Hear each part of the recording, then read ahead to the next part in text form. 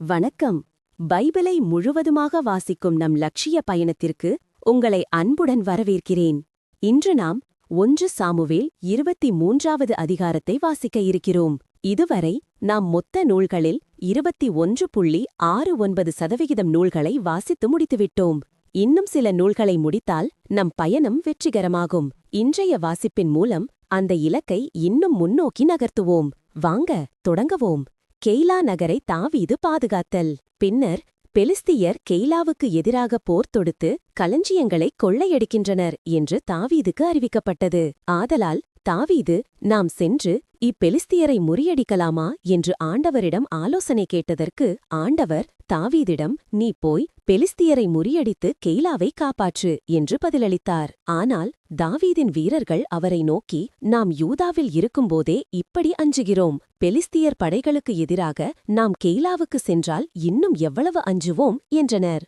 தாவீது மீண்டும் ஆண்டவரிடம் ஆலோசனை கேட்டார். ஆண்டவர் மீண்டும் மறுமொழியாக, கெய்லாவுக்கு புறப்பட்டுப் போ, ஏனெனில் பெலிஸ்தியரை உன்னிடம் ஒப்புவித்தேன் என்றார். பின்பு தாவீதும் அவர்தம் வீரர்களும் கெய்லாவுக்கு சென்று பெலிஸ்தியரோடு போரிட்டனர். அவர் அவர்களுக்கு பேரிழப்பை உண்டாக்கி அவர்களின் கால்நடைகளை ஓட்டிச் சென்றார். இவ்வாறு தாவீது கெய்லாவாழ் மக்களை விடுவித்தார். அகிமெலக்கின் மகன் அபியத்தார் தாவீதிடம் ஓடி வந்தபோது ஓர் ஏபோதை தம்முடன் எடுத்து வந்திருந்தார். பின்னர் தாவீது கெய்லாவுக்கு வந்திருப்பது பற்றி சவுலுக்கு தெரிவிக்கப்பட்டபோது, சவுல், கடவுள் அவனை என்னிடம் ஒப்புவித்துள்ளார், ஏனெனில் கடவுகளும் தாழ்பாள்களும் உள்ள நகரில் நுழைந்து அவன் மாட்டிக்கொண்டான் என்றார். அடுத்து கெய்லா மீது படையெடுத்து தாவீதையும் அவர் வீரர்களையும் முற்றுகையிடுமாறு சவுல் தம் வீரர்கள் எல்லாரையும் போருக்கு அழைத்தார். சவுல் தமக்கு தீங்கு செய்ய திட்டமிடுகிறார் என்று தாவீது அறிந்து, குரு அபியத்தாரிடம் ஏபோதை இங்கு கொண்டு வா என்றார். பிறகு தாவீது,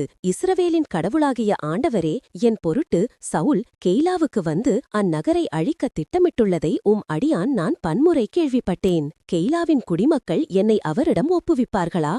அடியான் கேள்விப்பட்டது போல் சவுல் வருவாரா என்று கேட்டார். அதற்கு ஆண்டவர், அவன் வருவான் என்று பதிலளித்தார். மீண்டும் தாவீது, கெய்லா மக்கள் என்னையும் என் வீரர்களையும் சவுலிடம் ஒப்புவிப்பார்களா என்று கேட்டார். அதற்கு ஆண்டவர், அவர்கள் உங்களை ஒப்புவிப்பார்கள் என்றார். பின்பு தாவீதும் அவருடன் இருந்த சுமார் 600 பேரும் கெய்லாவை விட்டு புறப்பட்டு இடமாறி சென்று கொண்டிருந்தார்கள். தாவீது தப்பிவிட்டதை கேள்விப்பட்ட சவுல் மேலும் தொடர்வதை கைவிட்டார். மலைநாட்டில் தாவீது பாலை நிலத்தில் பாதுகாப்பான இடத்தில் தங்கியிருந்தார். மலைநாடான சீபு பாலைநில பகுதிகளில் தங்கியிருந்தவரை சவுல் ஒவ்வொரு நாளும் தேடியும் கடவுள் அவரை அவரிடம் ஒப்புவிக்கவில்லை. சவுல் தம்மை கொலை செய்ய தேடுகிறார் என்று அறிந்த தாவீது மிகுந்த அச்சம் கொண்டார். ஆதலால் ஓர்சாவில் உள்ள சீபு பாலை நிலத்தில் தங்கியிருந்தார். சவுலின் மகன் யோனத்தான் புறப்பட்டு ஓர்சாவில் இருந்த தாவீதிடம் வந்து கடவுள் அவரை பாதுகாப்பார் என்று திடப்படுத்தினார். அவர் தாவீதிடம், அஞ்சாதே, என் தந்தை சவுல் உன்னை கண்டுபிடிக்க மாட்டார். நீ இஸ்ரவேலுக்கு அரசனாவாய். அப்பொழுது நான் உனக்கு அடுத்த இடத்தை வகிப்பேன். என் தந்தை சவுல் கூட இதை அறிவார் என்றார். ஆண்டவர் திருமுன் இருவரும் ஓர் உடன்படிக்கை செய்து கொண்டனர். தாவீது ஓர்சாவிலேயே இருக்க யோனத்தான் வீடு திரும்பினான். பின்பு சீபியர் கிபாயாவிலிருந்த சவுலிடம் சென்று, தாவீது எங்கள் பகுதியில் எசிமோனுக்கு தெற்கே உள்ள அக்கிலா என்ற மலைநாட்டில் ஓர்சாவின் பாதுகாப்பான இடத்தில் ஒழிந்து கொண்டிருக்கிறான் அல்லவா?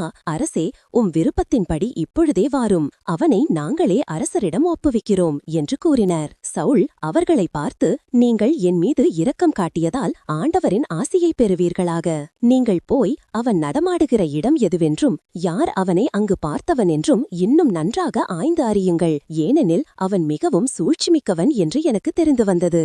ஆதலால் அவன் ஒழிந்து கொண்டிருக்கும் எல்லா மறைவிடங்களையும் குறித்துக்கொண்டு உறுதியான தகவல்களுடன் என்னிடம் திரும்பி வாருங்கள். அப்பொழுது நான் உங்களோடு செல்வேன். அவன் நாட்டில் இருந்தால் பல்லாயிர யூதா மக்கள் வாழும் பகுதியிலும் அவனை தேடி கண்டுபிடித்து விடுவேன் என்றார். அவர்கள் சவுலுக்கு முன்னரே சீபுக்கு புறப்பட்டு சென்றனர். பின்பு தாவீதும் அவர்தம் ஆள்களும் எசிமோனுக்கு தெற்கே அராபாவில் உள்ள மாவோன் பாலைநிலத்தில் இருந்தனர். சவுலும் அவர் ஆள்களையும் தேடிச் சென்றனர். தாவீது இதை அறிந்து மாவோன் பாலை பாலைநிலத்திலுள்ள பாறைக்கு சென்றார். சவுல் இதை கேள்வியுற்று அவரும் மாவோன் பாலைநிலத்தில் தாவீதை தேடினார். சவுல் மலையின் ஒரு பக்கத்தில் செல்ல தாவீதும் அவர் ஆள்களும் அதே மலையின் மறுபக்கத்தில் நடந்தனர். சவுலை விட்டு தப்பித்துக் கொள்ள தாவீது விரைந்து சென்றபோது சவுலும் அவர்தம் ஆள்களும் தாவீதையும் அவர்தம் ஆள்களையும் பிடிப்பதற்கு வளைத்துக் கொண்டனர். அவ்வேளையில் ஓர் தூதன் சவுலிடம் வந்து, விரைந்து வாரும், பெலிஸ்தியர் நாட்டின் மேல் படையெடுத்து வந்திருக்கிறார்கள் என்றான். அதனால் சவுல் தாவீதை தொடர்வதை கைவிட்டு பெலிஸ்தியரை எவிர்க்கச் திரும்பி சென்றார். ஆதலின் அவ்விடம் பிரிக்கும் பாறை என்று அழைக்கப்பட்டது. தாவீது அங்கிருந்து புறப்பட்டு